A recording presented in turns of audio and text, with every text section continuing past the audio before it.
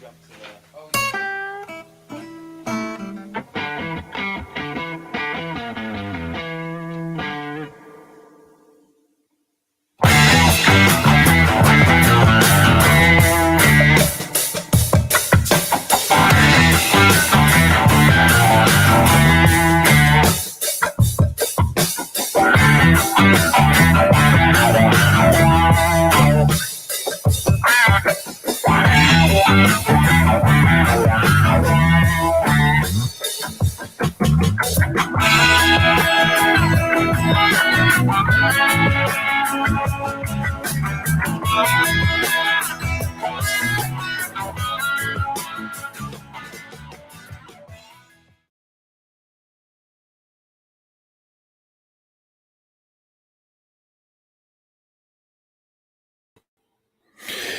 Well, good afternoon or good evening, patriots, freedom fighters throughout Saskatchewan, across the country, and around the world.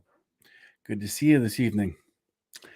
Do me a favor, share this out. I am, don't tell Facebook, but I'm on Facebook under Canada First and Mark Friesen, PPC, Saskatoon Grasswood. But share it out, though. It's all good. And I'm also on YouTube and streaming to D Live, of course, and to Twitter. Hello, D Live. Hello, Twitter. And also to uh, Odyssey. I'm back streaming live to Odyssey. So that's good. And Twitch. So for those of you on Twitch, good to see you. Yeah. So we need to talk about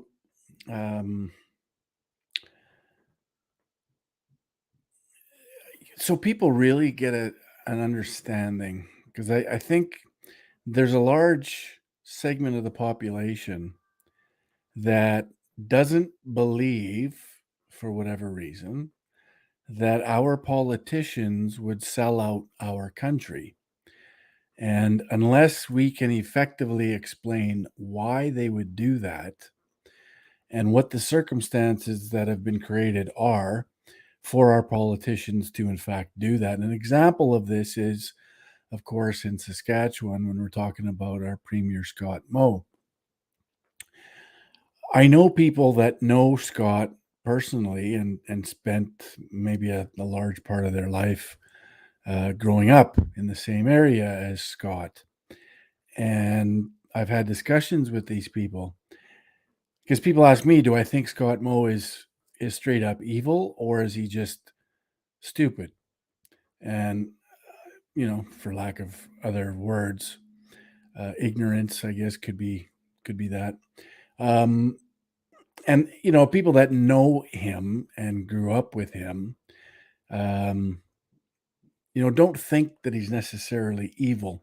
Although, let's face it, when people get into power, their morals and integrity sometimes go out the window. So, um, I think maybe it's a little bit of both.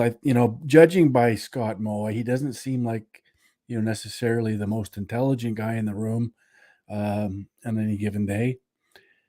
I think he might be a little bit in over his head, and I think he gets wrapped into these things maybe unwittingly, and then has no choice but to follow through, like digital ID, like COVID restrictions and mandates. He just does it because he's essentially told to do it, and he talks to his people and they say, yeah, the focus groups say you're okay to do this, so go ahead and do it, right? Has nothing to do with integrity, has nothing to do with what's right or wrong. It's just, what the media has been able to manipulate the masses into thinking, and what his handlers above and beyond him and the province are telling him to do. So, I mean, that's only one example. Trudeau, on the other hand, as much as we all think he's a rube and less than intelligent, the fact of the matter is it doesn't matter because at that level, He is strictly a puppet, and all he needs to do is repeat what he's told, uh, within the script that he's given, and make decisions that are not in the best interest of Canada or Canadians, but in the best interest of the globalists, the folks over at the World Economic Forum and at the UN that control these agendas and create these agendas, and so it is what it is. But I want to bring on, of course, it's Friday night, and it's the night that we get together with our good friend Salim. And so I want to bring on Professor Salim Mansur to discuss this topic a little bit further, and really, sort of delve into why our politicians, and again, it's not just Trudeau and the Liberals, it's the Conservative Party, the other ruling party in Canada, that brought this to our shores, that brought it home for us to deal with, that literally set the table for the Liberals to follow through. And they've done it on two occasions. Brian Mulroney in '92, allowing Chrétien then to get elected when he did and fulfill some of the goals that they wanted to within the bureaucracy. A lot of it wasn't necessarily policy that was affecting everyday Canadians, but it was being incrementally brought into the bureaucracy. So at this point where we see it, full on, it can be implemented throughout the government and federal, provincial, and municipal, right? So it's been this evolution, but it was the Conservatives that first signed on to this agenda. They opened the door for the Chrétien Liberals to fulfill a lot of the goals. Then, of course, Harper got in, and we know what Harper did, turned it into law in 2008, and then signed it again in 2015, allowing Trudeau to then continue to sell us out. So they're all guilty. They're all complicit, which is why they can never talk about the UN Agenda 2030, because it's the Conservative Party that brought it to us.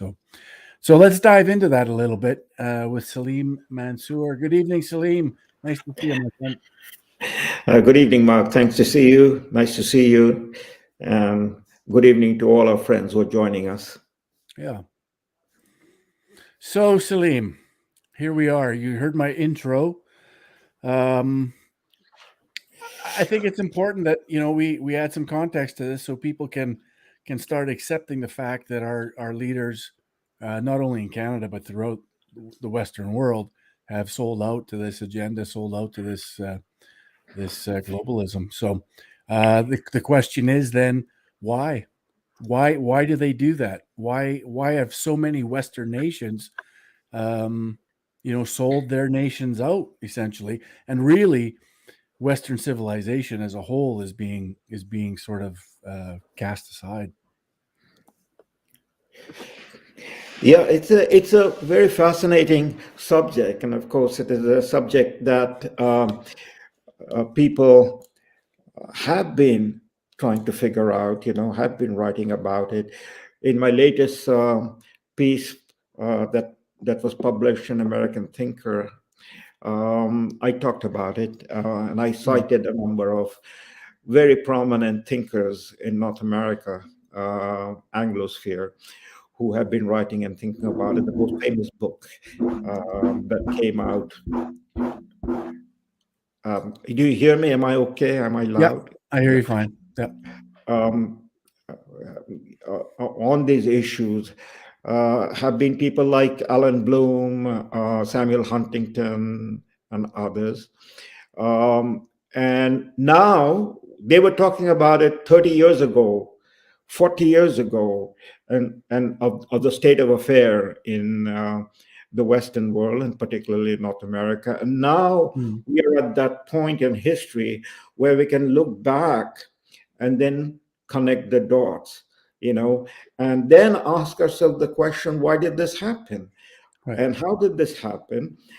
And to begin with, Mark, a simple question that I think is a way to get going on this matter is to ask ourselves, do we trust the government that we elect? Do we trust the people that we send to our national parliament or a provincial parliament? Do we really trust them at this point of our life, that is, in this point of our Mm, history, mm, 2022? That's a very simple question to ask. Do people trust their government? mm. Especially given the record of the last 2.5 years, can anybody say that the government has been trustworthy and is deserving of trust? Well, there are so many issues around this matter about trust. I would say that, at least half the population don't trust the government. They have no faith in the government. The other half, they are possibly invested in the government. They live Right. off the government handouts, um, or they deliberately uh, remain uninformed and want to continue to remain uninformed because of their own ideological thinking or political thinking and Mm, views of the matter. And so that half the population will remain in that role. I mean, the people who vote Democrats in America, the people who are voting Liberal and NDP in Canada, including people who are voting Conservative. Um, I don't think you're going to persuade anyone. But there's that huge population in Canada, for instance, from our record, Mark, yep. that we see somewhere between 35 and 40% of our population, they don't participate in election. So what is the Right. simple answer question? Right. I mean, that's not 5% or something like that in single digit. That's more than 1/3 of the population. It's enough of the population to elect a completely different party on its Exactly. own. That Exactly. segment of the population that doesn't vote. Yeah. Exactly. If that Mm, 35% just turned around and voted on the basis of information and principle, mm, then we would not have the present government in power, or we would have enough members in Ottawa to stop the present government right. going in the direction. And so this is not a matter that has happened over the last few years. We can see that this is a matter that has gone on for several decades now. Yep. It is not a recent phenomenon. That means people have opted out from participating in politics in terms of going out and voting because they believe that nothing will change, nothing will matter, Right. whatever they do. And so there is a very profound absence of trust. And when there is no trust, then how do you accept or believe what the people in power are telling us?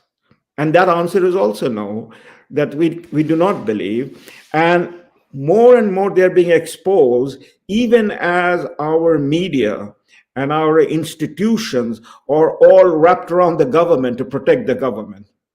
You know, Absolutely.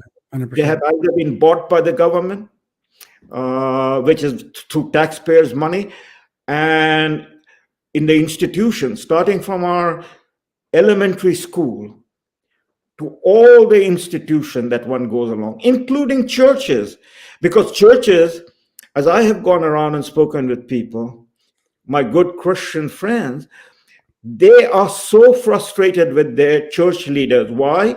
Because the church leaders refuse to address the questions that are staring at their face on Mm, any number of issues, whether it is moral issues or whether it is the issue of the state of affairs of their country. And the reason is because the churches have become corporation. They get mm.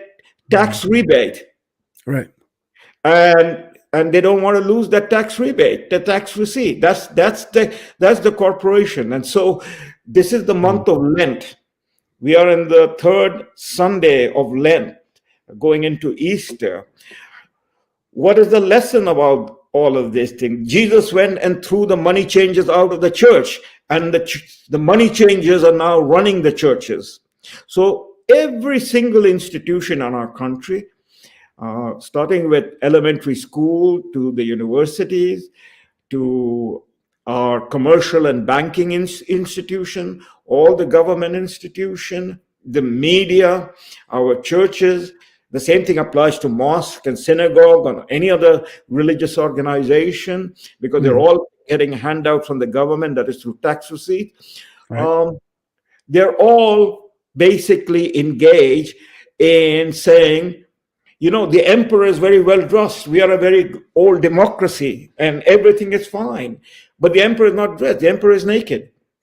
But we don't Absolutely. have the courage to say that the emperor is naked. But others are watching us. Mm. So Justin Trudeau goes to Europe to attend the NATO conference in Brussels, which was called 2 days ago to attend. He goes to Europe and he goes to the European Parliament in Brussels. And I think by now everybody has seen in Canada what happened at the Parliament. Mm. That it was the European members of the Parliament that got up and said, please do not insult us with your presence over here, in so many different ways. That's what they said. Well, I think ultimately there was somewhere in the ballpark of 6 different individuals representing different countries that thoroughly denounced Trudeau. But I think what was even louder than each of those individuals was that nobody showed up for Trudeau's speech. There might have been 8 to 12 people sitting in that massive auditorium. Everyone else ignored him. They didn't want to hear him. I think that spoke a lot louder than even some of the other words that were spoken.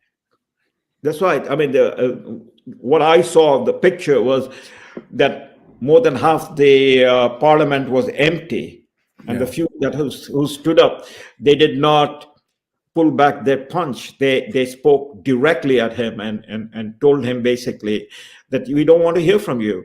It was the Croatian member of parliament, something like Milosevic or something of that name. And he said, you come here, you talk about democracy, you send your police with horses to stomp upon the people. You have taken the single mothers and you have stopped their payments. You close the bank account, and so on and so forth. So the people are watching, and people can see that the emperor is naked. And we can see that. I mean, for Trudeau or for Biden or for any of the members of the NATO who were at that conference, and any of the members of the G7 country in Anglosphere, starting from New Zealand, Jacinda Ardern, Scott Morrison in Australia, Trudeau here in Canada, Boris Johnson in England, and then you have Macron, and you have the German leaders and the Dutch leaders, and of course Biden. For 2.5 years, they have stomped upon the face of the people, and they're talking about defending democracy.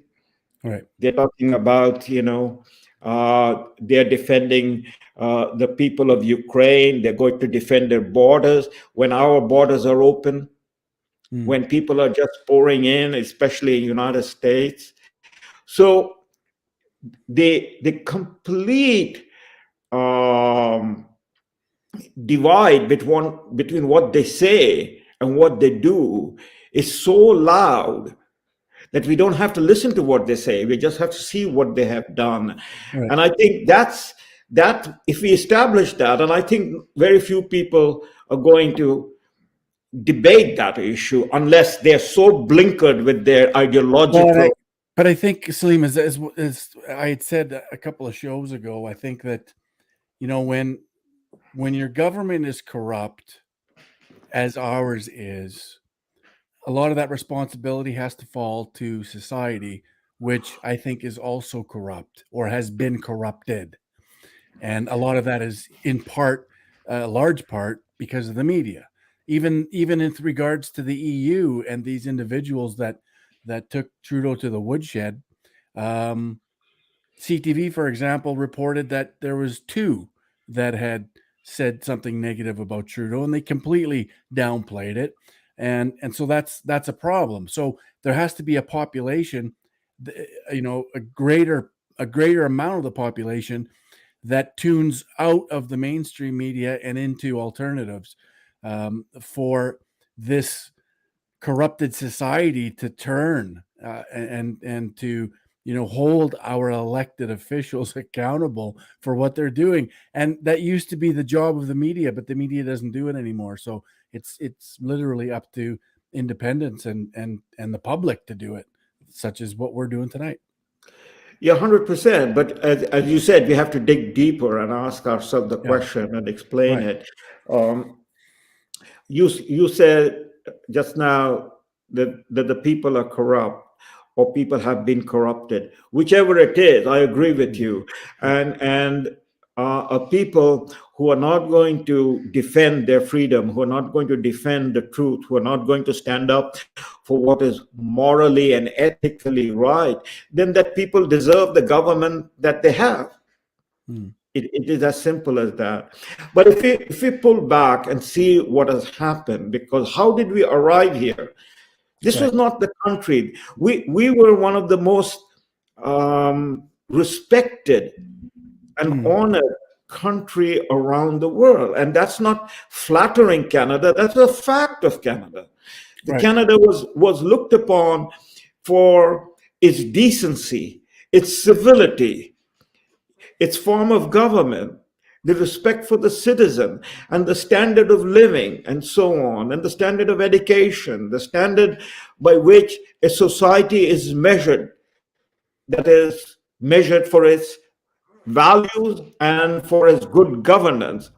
We were, right at the top of any list of any people Right. around the world, right? Yep. And we are not a world power. We are a small country in a very large physical Hmm. reality. 5 time zone, second largest um, country in terms of physical size after Russian Federation. Hmm. And yet we're a small country on top of the 49th parallel, on top of the greatest power in the world in the modern times, that's the United States. But Hmm. we were respected.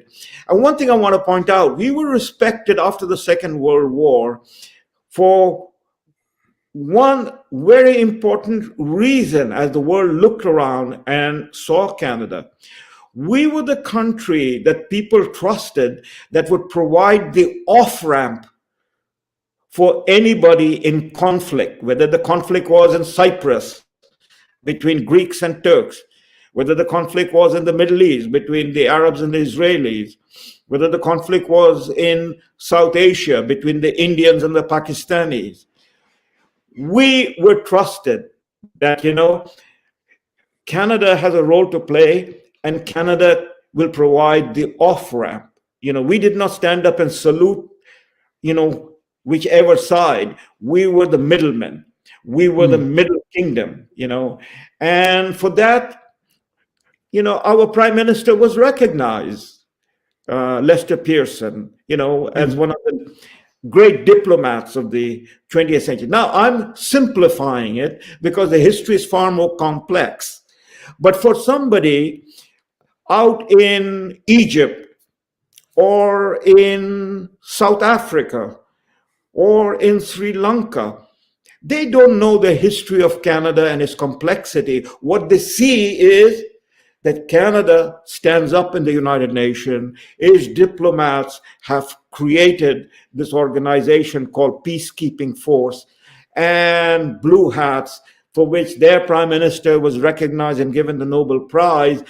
And, your diplomats, whoever they are, Indians and Taiwanese and Malaysian and wherever, coming to New York, they were willing to talk to the Canadian ambassador, knowing that the Canadian ambassador will hear them out, will be Hmm. impartial and will be engaged in again providing an off ramp. All of that has gone away. All of that has gone away in the last 50 years, and if that is one measure of where we were and where we are now, the question then is, what happened? Right. Why did it disappear? Hmm. Because it didn't disappear because of you, Mark, or me. I came to Canada as an immigrant in my early 20s, almost 49 years ago, 48, 49 years ago. It is not because of us. It's not because of our friends who are listening to us. It is because of the leadership of this country. They betrayed us. They destroyed the trust. I give you one simple example, and then you can magnify it, and there are other Yep. examples. Take the case of after the centennial year, 1967, in the period after that, there is a push in Canada, as it is in the United States, to talk about the role of women and feminism, the equal status of women. Uh, Prime Minister Trudeau, he was then the Justice Minister. He engaged in all of this thing. He brought forth the issue of no fault divorce. He brought in the question about decriminalizing abortion. He's the guy who said famously, the state has no function in the bedroom, or something like that. The government has no business in the bedroom of the nation, and so on and so forth. And so decriminalize abortion, and slowly the step went forward, the decriminalization of homosexuality and gender politics, and so on and so forth. Now, somebody in the 1970s, if that somebody said, look, this whole thing is wonderful, you're talking about sexual freedom, gender rights, homosexuality, abortion rights, and all of these things, and feminism is at the top of the agenda. But you know what? This is the slippery slope you're getting into, because this slippery slope is going to end up somewhere that you are not going to like it. So now we are 50 years later, we are at the bottom of the slippery slope. And what began as feminism, equal rights, and all of those arguments, today, 50 years later, it is cancel women. Men can be women, and take away the gold medal, they take away the record, take away everything. Who is a woman? So you have this woman sitting in the Congress going through Senate judicial hearing for the nomination to the Supreme Court, and she's asked, can you tell us your definition of a woman? And she says, no, I cannot tell you the definition. I'm not a biologist. I'm not a biologist. And she's going to be a member of the Supreme Court. But that's the same situation in Canada. Yep. It is the same situation that we have arrived at. So who began this unthinking degradation when the arguments were not fleshed out? What is the role of an academic, serious philosopher? What is the role of a member of a parliament that the people send, that they are going to seriously think about these issues, look at all the dimension, talk about it freely, just not going to say, the prime minister says so, we stand up and salute. Right. But it wasn't done. It wasn't done. And so began, with this example,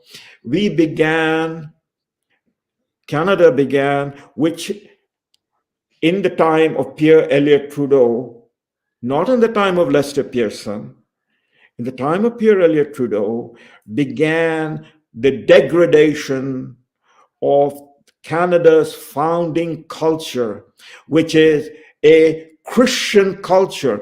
I came to Canada to a Christian country. I felt secure when I came to Canada, even when I was barely out of my 20s. I was coming out of a war-torn country. Yep. And then other members of my family came. We felt secure in a Christian country because this Christian country was a country of peace and civility and decency. And we were escaping from a non-Christian society torn apart by war and genocide. Yep. We felt, of course, we had been raised, in my family, I'd been raised in a Catholic school from Mm. right from elementary school to my high school, and then of course in Canada through the university, raised by the Jesuits. Right. But and that's what we were. Canada was. Today, Canada has been totally de-Christianized. By whom? Not by the people, by the elected leaders, by the prime ministers, by the premiers, Mm. by the church leaders, by the professors, by the school teachers, by ultimately the justices. And nobody wants to talk about this, because if you talk about it, then you're a bigot. Yeah. Right. The person who wants to raise these issues becomes a bigot. So anybody who wants to raise this issue must be prepared, like Socrates, to drink the hemlock, because he is going to be put to death. Socrates. I had that exact experience just today on Twitter, where we were criticizing the leader of the NDP, Jagmeet Singh, and of course, immediately we were labeled racist, simply because we criticized the politician who happened to be brown. Exactly. It's unbelievable. Yeah. Exactly. So this is on the feminism side. Take the other completely hot issue today, but it has become hot because people are now at the bottom of that slippery slope. But when you're at the bottom of the slippery slope, it's very difficult to get back up. Right. But at the bottom of the slippery slope is you are deep in the hellfire. And the question is, how did we arrive here? Well, take the issue that I'm addressing, the second example, critical race theory in America. Yeah. In Canada, it is critical race theory. It is diversity, inclusion, equity, but it all began with multiculturalism. Mm. You see, just as feminism, which nobody in 1970, 71 said that feminism at the end of the day is cancel feminism. It is nothing about feminism. It will be cancel feminism. And then that somebody would have been sent to a psychological treatment. Mm. Because, asking that question in 71 was a simple question to ask, because a man and a woman, by nature or by God, I would say God, but those who don't believe in God, they say nature, has created that are two distinct characteristics. We have different characteristics. We have biologically different characteristics. Our capabilities are different, but they are complementary. A man is never complete without the relationship of a woman, and a woman is never complete without the relationship of a man. They may be individually very happy, but they're not complete. The completeness is in the man-woman relationship. Mm. So when in 1970, 71, and in that time feminism, people were saying, look, there's no difference between a male and a female. A woman can do everything that a man can do. They're completely equal. That was the beginning of canceling the woman. Right. And we have arrived now, and it is not something in my head that I'm imagining. It is Well, not all only, around us. Salim, not only are we canceling the woman now because of all of this nonsense, but we're actually canceling babies. We're canceling babies based on their skin. We're allowed to now make determinations of whether we're going to go through with this based on their sexual identity. Absolutely. It's so sick. Well, I mean, once we legalize abortion, after 50 years of education, today anybody who is 50 and above, I'm just drawing a line, that means anyone born in the late 60s is today in his 50s, right?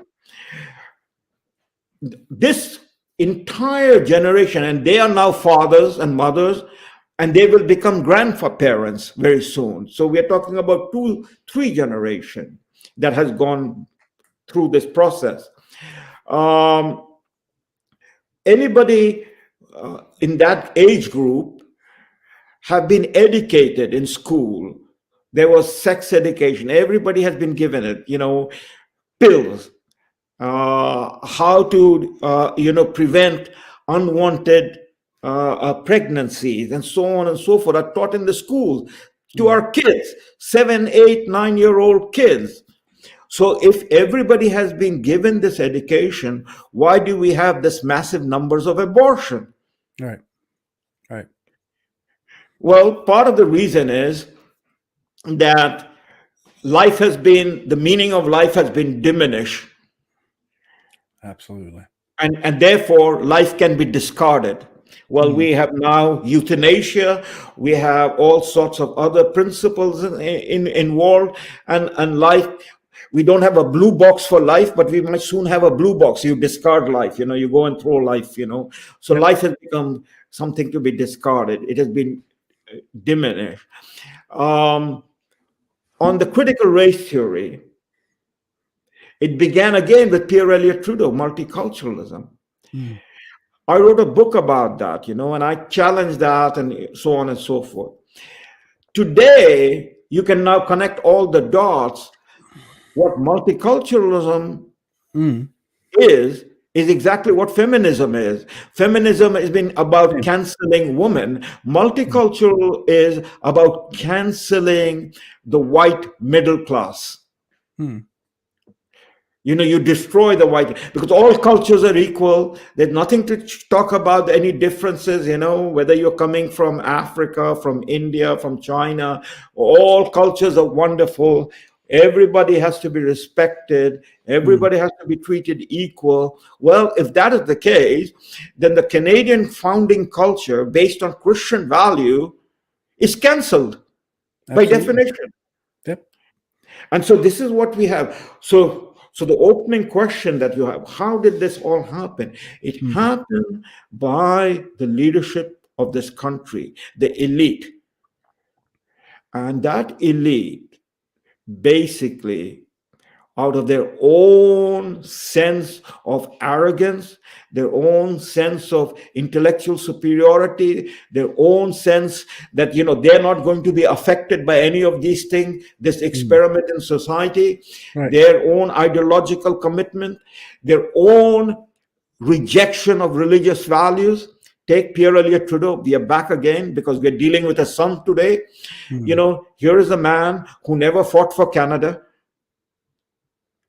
Your father's generation, my father's generation, Mm. from India, 2 million people went to fight for the empire, that is for democracy and freedom, against the Right. Nazis. Mm. Same thing in Canada. But Yep. Pierre Elliott Trudeau did not go. No. Pierre Elliott Trudeau was pretty much a Marxist, Mm. if not a hardcore communist. Pierre Elliott Trudeau, therefore, was engaged in politics to implement his philosophy, which was radical secularism. Mm. Nobody voted for Pierre Elliott Trudeau to bring multiculturalism and radicalize Canadian society in terms of secularism. But Mm. that's what he did. Mm. So multiculturalism is one example of it. It became a canceling the Mm. foundational value of Canada. Well, he could not have done it alone if there had been checks and balances. That's why we elect political parties. Right. But every single party in the parliament went along with him. The Conservative went along with him. Mm. The New Democrats went along with him. And of Mm. course, all the institutions in this country went along Absolutely. with it. And there Absolutely. was no check on it. So what began as if it was a wonderful idea to celebrate, Mm. well, it was a slippery slope. Nobody thought about it in those terms. Mm. 50 years later, that's where we have arrived. We have arrived at a point in our society and in our culture that the political elite and the elite that surround them, they do not value, they do not have any faith in it, of the foundational values of the country. And so what they did, And we are not alone. The same thing happened in America. The same thing happened in Britain. Absolutely. And in Europe. So that we are talking about Western civilization. So the elite basically started to degrade the fundamental civilizational value of the Western civilization. And then they started bringing in people from non-Western civilization who will vote for them, because the middle class who woke up to see that they did not vote for this, they did not support this, they wanted to maintain their values, but they were now going to get outnumbered. And that's exactly what happened. They began to be outnumbered. Who brought these people in? It was brought in by the elite. Into this culture, and told, you're free, we're going to give you everything, your culture is good, you don't have to change your values, and so on and so forth.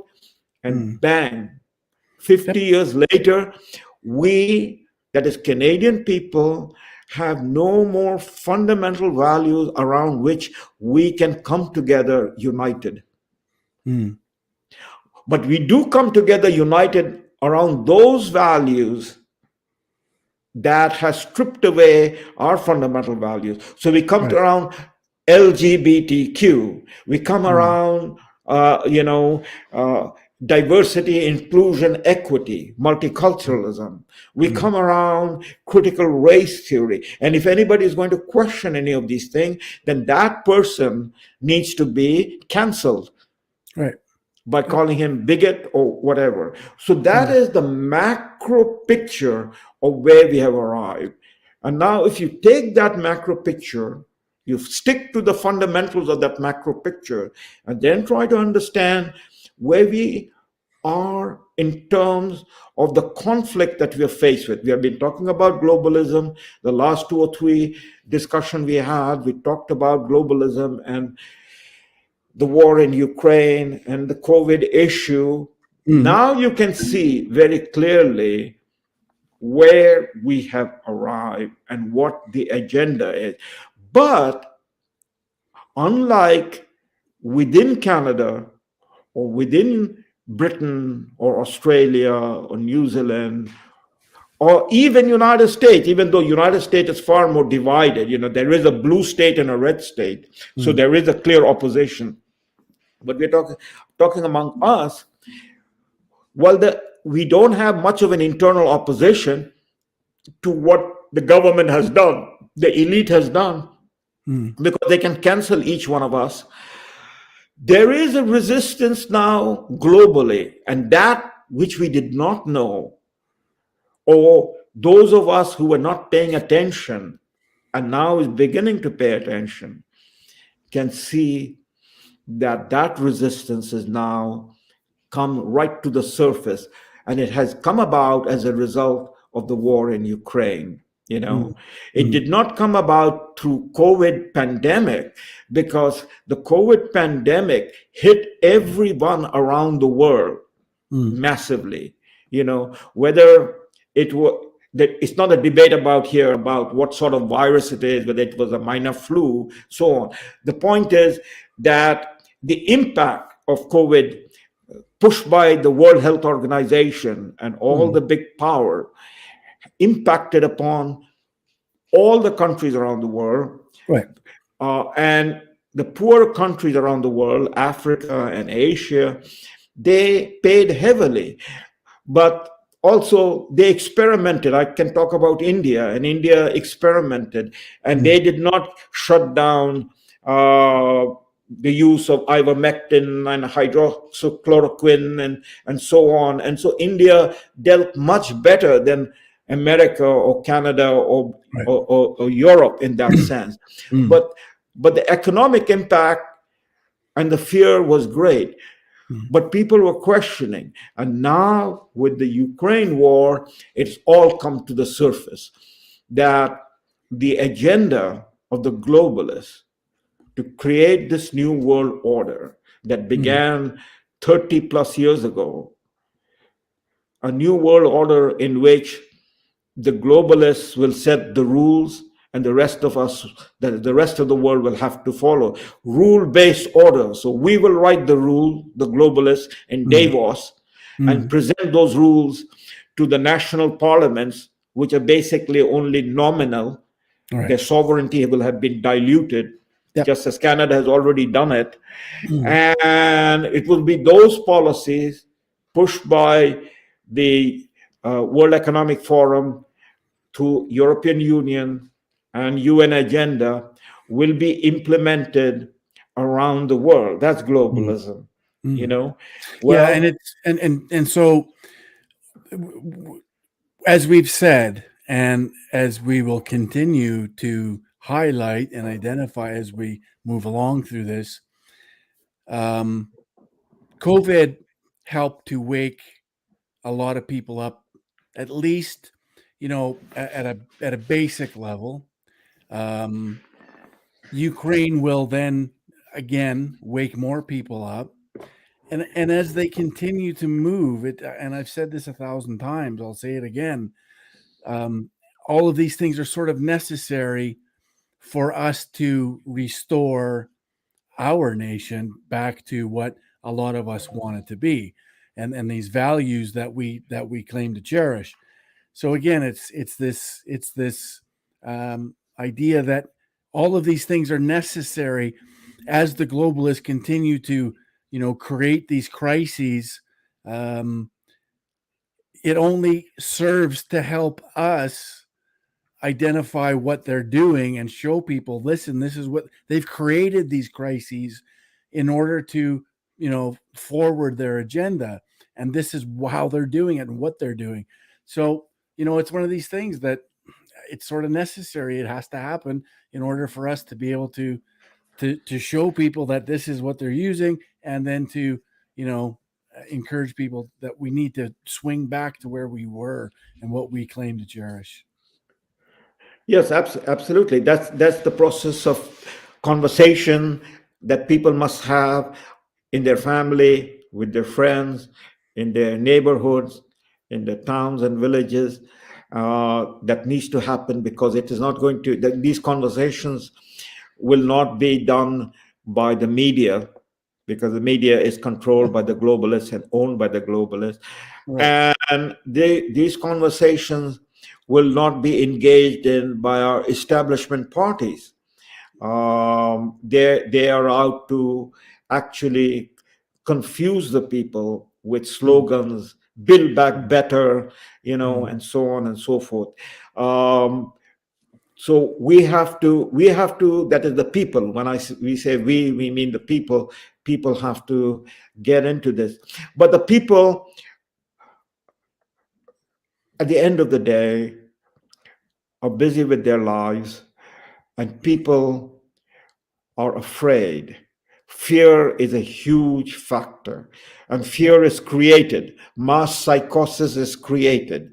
This Yep. whole Ukraine issue will have profound repercussions, just as the COVID-19 virus coming out of man-made virus coming out of Mm. Wuhan Right. Institute Right. had a massive consequence. Nobody is going to return to us, each one of us, Mm. uh, the 2.5 years that we have lost. Right. And that is not only in the personal sense, but Mm. in the sense of the wreckage of the economy. I mean, our economy, the government of Justin Trudeau, but it would be the same if it was the government of Andrew Scheer, makes no difference. Absolutely. The government of Justin Trudeau deliberately took the COVID pretext to destroy the middle class. Multiculturalism was the canceling of the middle class, Mm. particularly the white middle class, the people who built this country. And then the last 2 years, Justin Trudeau and his government used the pretext to destroy the economy. I mean, just give a couple of examples. The numbers are so big that people cannot readily grasp the number. Right. In 2019 election, when you and I were candidates with the PPC, the national federal deficit, budget deficit, was $39 billion. Right. In 2020, 2021, a year later, the federal budget deficit went from $39 billion to $354 billion, 10 times in 1 year, 12 months. Yeah. You know, our national debt went 10 years ago, 2012, our national debt, not budget deficit, debt. Right. The debt. Yeah. That is related to our total economy, the GDP. Our national debt was around $590 billion. That was 10 years ago. Today, our national debt is $1.2 trillion. It went 100% turned around. It is almost 50% of our GDP, and it is climbing. It is computed that a Canadian child born today at this hour is born with a debt of over $39,000. Right. But Salim, if you again, I want to go back a little bit to this whole idea of cancel culture, because if you stand up and you criticize, like we have done through the political process, through our affiliation with the PPC, and we have been canceled, and we have been ridiculed, and we have been shamed, and we have been labeled, and we've been all these things, and we continue to do it. But they've created this environment that even if myself or yourself, we go to a town hall and we convince some people through, the information that we're spreading, and the light bulb goes on, they feel that they still can't do anything, because if they stand up to have their head chopped off, it will be chopped off. And so they've created this whole environment at the schools, whether it's elementary, high school, university, of fear that people just don't have the agency to be able to criticize or protest what's happening, for fear of being canceled, this fear of being shamed and ridiculed and minimized and dismissed and all these other things. So people just shut their mouth and they just turn off and they just, return to their bubble. Yes. So fear is we must not underplay fear. Fear is a huge factor.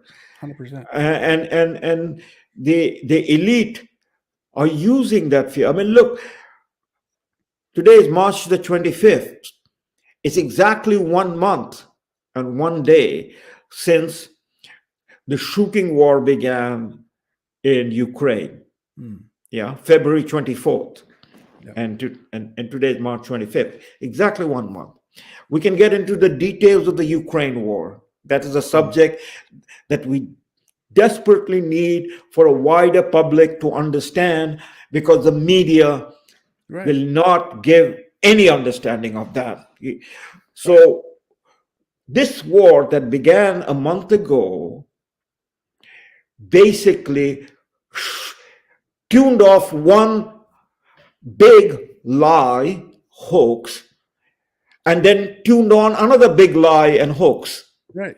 We went from another one. Yep. Yeah, we in a nanosecond. That is, from the point of view the media and the politicians are concerned, we went from a nanosecond talking about COVID and all COVID, and it was 24/7 COVID and the mandates and so on and so forth. We've lived through it. And in a nanosecond, it shifted to the fight for freedom, to defend the rights of the Ukrainian people, and so on and so forth. We went. But there's no explanation. as if all of this happened at the switch of a dial, whereas this was going on for the last 15 years. From 2005, the preparation, in fact, even before Before that, that. Mm. you know, this is an accumulating, as I said, the slippery slope. The globalists, they chose the place for the war. Mm. And the place that they chose was Ukraine. Yep. It didn't happen a month ago. It happened way back in 2005, the first color revolution. And 10 years before that, when the NATO started moving eastward, Right. breaking all the agreements. Mm. And the people slept through that. We didn't talk about it. I mean, to be truly honest with ourselves, Right. I say myself, I didn't talk about it. You didn't Mm. talk about it. None of us talked about it, Mm. We are only talking about it because the whole damn thing is collapsed upon our head. And we are moving around and saying, how did this happen? So we are now going back and looking at it. But this is exactly what the globalists do Yes. and have been doing. Yeah. They have the plan. The people don't look at the plan and don't read the plan. You see, and those of us who would talk about the plan, because it is not us talking. I mean, the limits to growth was in 1970. Yep. The Brundtland Commission was in 1980s. The North-South issue was in 1980s. The Earth Summit was in 1992. Mm. So all of these were there, and some of us talked about it, Yep. but nobody paid attention. No. Nobody connected the dots. Mm. Nobody wanted to connect the dots, And now what is happening is the world is really flipping over to the globalist agenda. They want the war so that they can achieve their goal. Why the war? Because by having the war, they will achieve a number of purposes. One is war allows accumulation of power in the hands of the political leaders. Mm. Just as the pandemic gave them the power, the health community took over, and you couldn't question Madam Tam. I don't know whether Madam Tam is Mr. Tam or Madam Tam, but we couldn't question Madam Tam. It was everything that what Madam Tam said had to be followed, because she was the representative of the WHO and so on and so forth, or Mr. Fauci. So they collected power and they subverted the Constitution. They destroyed our fundamental rights and freedom, all on the excuse that they are protecting our lives, our health. And so anything that they do is actually being done in protecting us. So war is similar. To protect us, they're going to take more power in their hands. Whatever power they have will be added upon and pushed upon us. We will go into more debt. We will go into more destruction. And the consequences of that will be paid by us, the people, the common people. Whereas the profit, the big pharma made huge profit out of the vaccine mandate. That is not equally shared with the people. So the profit made by the armament, the military industrial complex, will go to the hands of the military industrial complex. The people will fight and die. Well, and ultimately, after for paying for all of this, eventually we will own nothing, and they'll tell Well, us they have told us that, isn't it? They've already. Klaus Schwab has told us that. So this is what is going to happen. The other side is, and I don't think we have gone on long. We need to come back to this issue, the resistance that has built up. Russia, China, India, Brazil, South Africa, most of the third world countries, North African countries, oil producing countries, Mm. they have said no to the globalist agenda Well, on yeah, the issue of Ukraine. sure. And they're going to continue to say no because their leaders, if you look at their leaders, they're strong leaders, they're nationalist, they look after the interest of their people first before anyone else. And there is nothing, Salim, we talked about this earlier, that some of these countries like Russia, like China, there's nothing they would rather see than the fall of Western civilization. And our leaders are walking right into it, hapless. Um, yes and no. I mean, I would argue the following, Mark. Mm, Um, Look, with the fall of Soviet communism, the new leadership that emerged in Russia, of which Vladimir Putin is the face of that leadership after Boris Yeltsin. Um, this new leadership tried to be a friend of the West, tried to, yeah. reach out to the West, because there is an internal understanding, whether it is in Russia, whether it is in China, whether it is in India, and I speak from the Indian background of my knowledge and Mm. understanding, but I've also traveled to those parts of the world.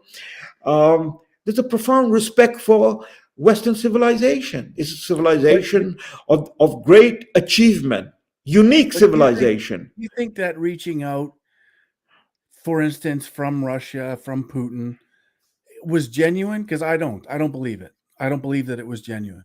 What was not genuine? That What? that Putin reaching out to the West and reaching out for this. I don't believe that it was. But okay, so let's stop and ask ourselves: what do you, when you say reaching out to the West? What is it your meaning of reaching out to the West? Because I will explain my reaching out to the West. Well, this idea that they can work together and in achieving these common goals that have been established through this agenda. I honestly don't believe that countries like Russia are genuinely behind this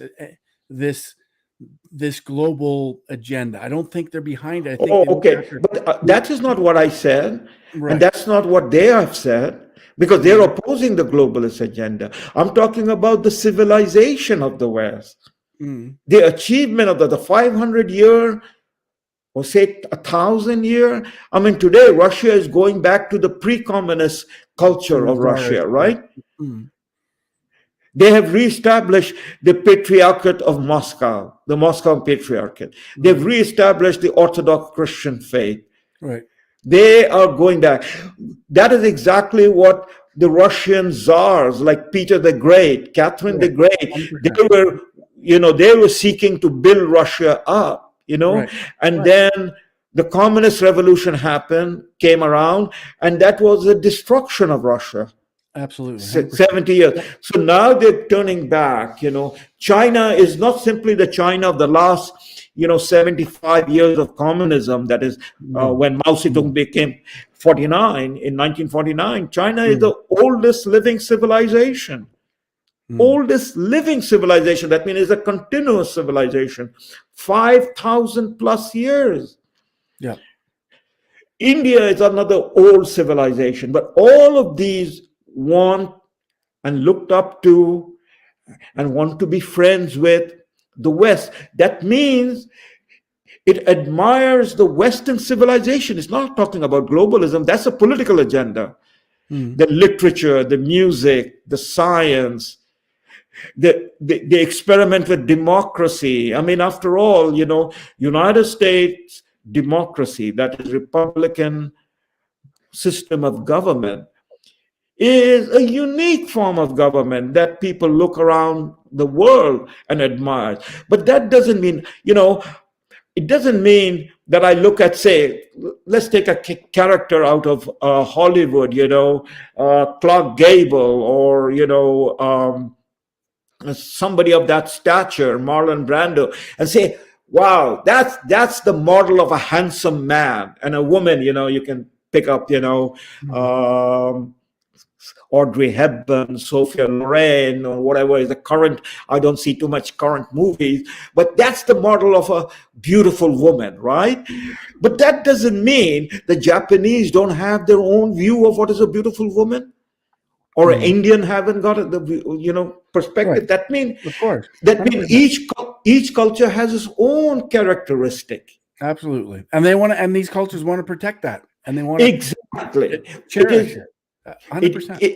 it is we in the West have basically degraded our culture. But at the same time, I think that, like I said, within Russia, within China, and some other countries, that they would like nothing better than to see the demise of Western civilization. And if they have to play this globalist game in order for that to happen, they'll do it. Is the point I'm trying to make. Okay. On that point, I would then have this exchange with you, Mark. Was it a game they were playing, or was it that they saw from their point of view? Take India, for instance.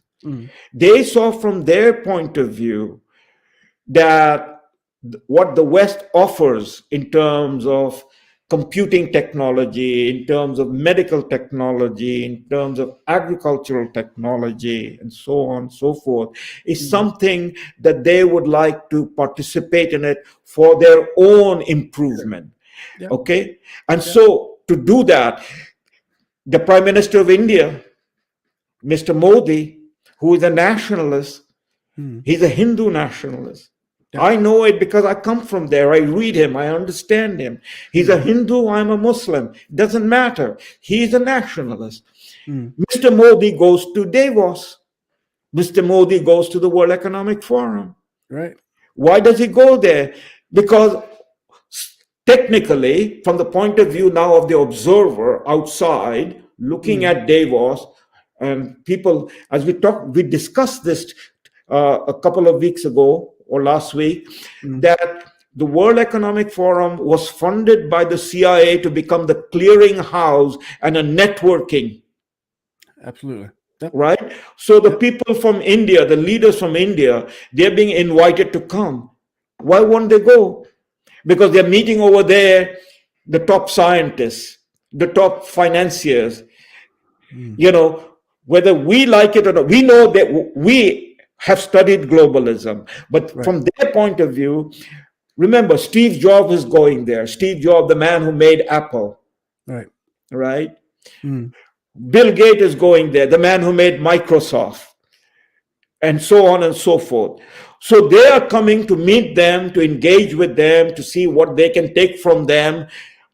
After all, they're going to set up businesses, and they're competing for businesses, they're competing for markets, and so on and so forth. That's happening.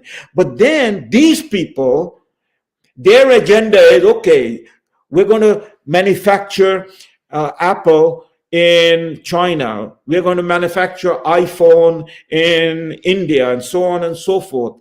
And the bargain is that we're going to manufacture this, but then you, that is Indians, and you Chinese, and you whatever Vietnamese, and so on and so forth, at the UN, you have to sign on to the agenda that is going to be pushed through the WEF. Absolutely. Right. So they go ahead and they sign it. But can the WEF implement it over there?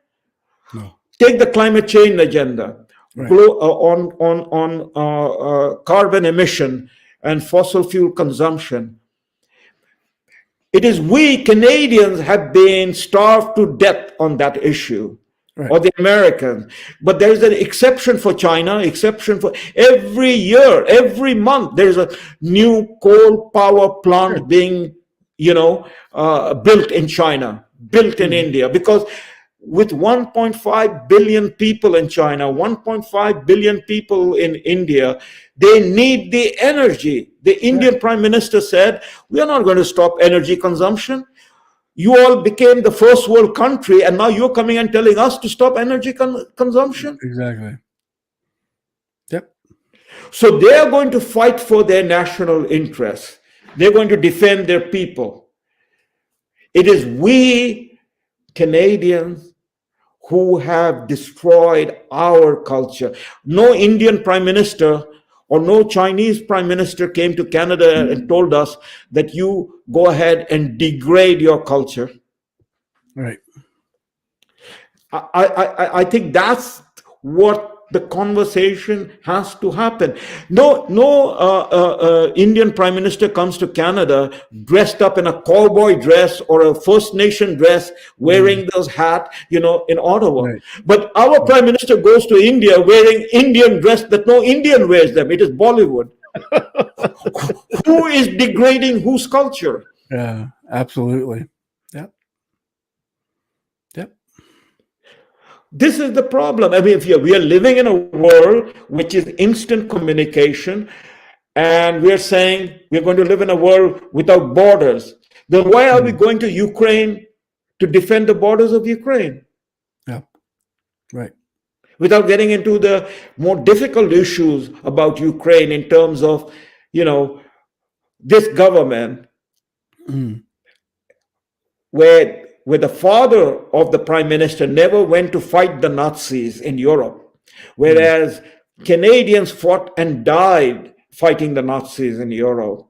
Right. This government is now supporting the real Nazis in Ukraine, not fake Nazis, like the guy walking with a fake swastika in Ottawa and calling all of us truckers and support as Nazis. Right. Those are the real Nazis, and this government is supporting the real Nazis. Right.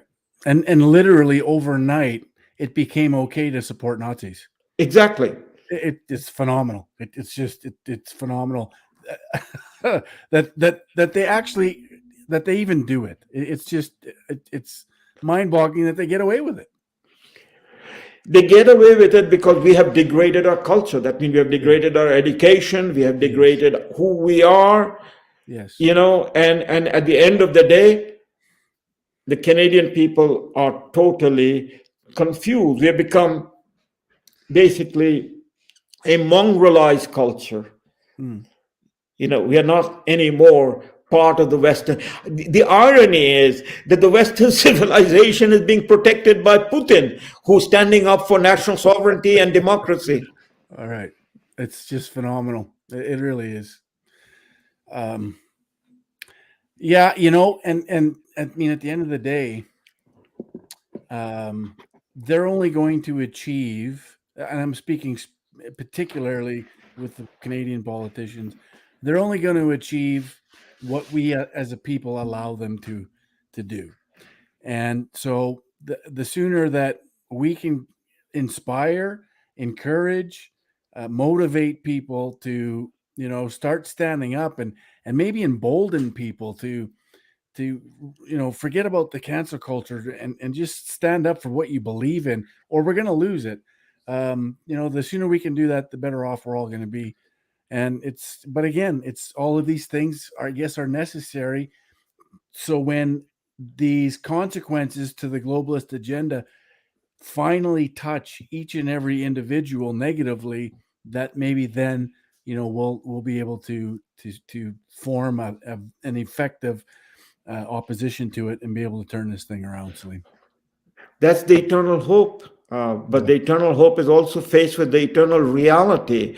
When the gas price is now $10 a gallon in California, and in Canada, in Ontario, it is now, $2 a liter, which is basically $10 a gallon in Ontario, then people are not being able to move around, and we're not going to move around. And when, the transportation secretary in America, Pete Buttigieg, says, when he is asked about $10 a gallon gas in America, his answer was, well, go ahead and buy Tesla. And if you cannot buy Tesla, then take the public transportation bus.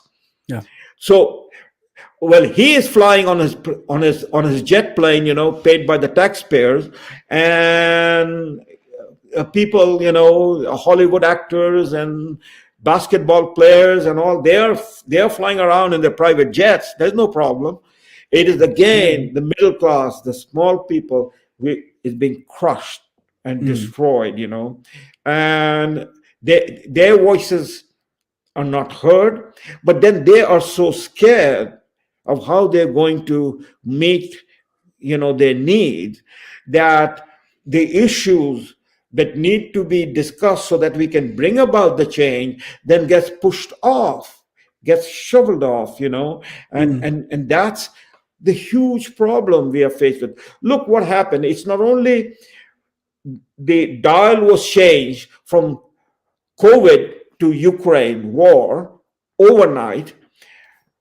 We then have this parliament getting together, and Mr. Trudeau and Mr. Jagmeet Singh, they make a private deal, which we get to know afterward, that basically Mr. Trudeau is now going to run the country until 2025. It's not a minority government. It is in effect a majority government, a majority coalition government. Yep. Salim, I want to show you something that is directly related to what we just talked about and how they're using Ukraine to manipulate the masses, to take advantage of the masses. And this is just in relation to oil prices because, of course, the crisis in the Ukraine. Yeah. So here's their 10-point plan to cut oil usage. So instead of opening, and nurturing the oil and gas industry in Canada so we can service our own people instead of being dependent on some foreign oil, or the US, opening up their taps. No, instead this is what they want us to do, Salim. Yes. Right? And if you look at these points, it all falls in line with, of course, less usage, less consumption, the destruction of small business that depends on oil and gas, like my business and others. It all leads into exactly what they want. Exactly. And while we have closed off our production of our fossil fuel industry, and nature gave us one of the largest reservoir of fossil fuel in the world, Canada can easily be the top 3 producer of fossil fuel and natural gas, right, that we are not doing. We are then buying fossil fuel from, in this case, from Russia. That is, the Europeans have been buying and giving Putin, who is now the enemy number 1 of the West, the resources by which Putin can carry out his plan, So what sort of rocket science is this? It is only rocket science because it is based upon an ideology of the globalists, which our political leaders are implementing. Catherine McKenna and Chrystia Freeland and Justin Trudeau. It is ideological. It has no rational basis. Right. And yet the people have gone along with it. And the answer why they've gone is what I have already explained. They have degraded their culture. Yes. Totally degraded their culture, and therefore everything to do with education has been degraded. So there's no critical thinking, there's no critical questioning, and the media. No, it's all virtue signaling. It's virtue all signaling. How good you can look in front of everyone else who thinks the same way. That's it, right? Yeah. Yeah. So, you know what? Very important discussion, Salim, tonight. I think we covered what we wanted to cover. And hopefully people, all of these things are pieces of the puzzle that we got to be part of and getting the message out and getting the information out. So again, I can't thank you enough for joining us and spending your time with us again on a Friday night. It's a pleasure. Yeah, we'll do it again. Maybe sometime this week we'll get together and do it again. But thank you very much. I much appreciate it. Thank you, Mark, and good night, everybody. Good night, Yeah. Mark. Good night, Salim. All right, so that was our Friday night with Salim, and another important discussion. People have to understand why the world is so crazy, why everything is so nuts. And I know that there's normies out there that have had enough of the craziness, of the insanity, and they're just not in a position for whatever reason to stand up. But there's a lot of people out there that have had enough and want change. So, if you're one of those people that have the courage and strength to stand up above the rest, please do it.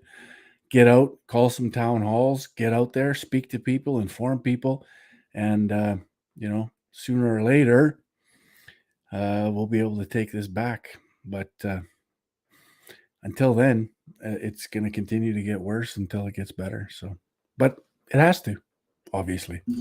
So, anyways, thanks, guys. I appreciate it. And that goes for all you folks over on D Live as well. And over on, I don't think Odyssey actually worked. So, and the folks over on Facebook, of course. Thanks to everybody. Share this out. It'll be uploaded to Rumble shortly and Odyssey as well. So, thanks. And remember, globalism bad, nationalism good. Ciao for now.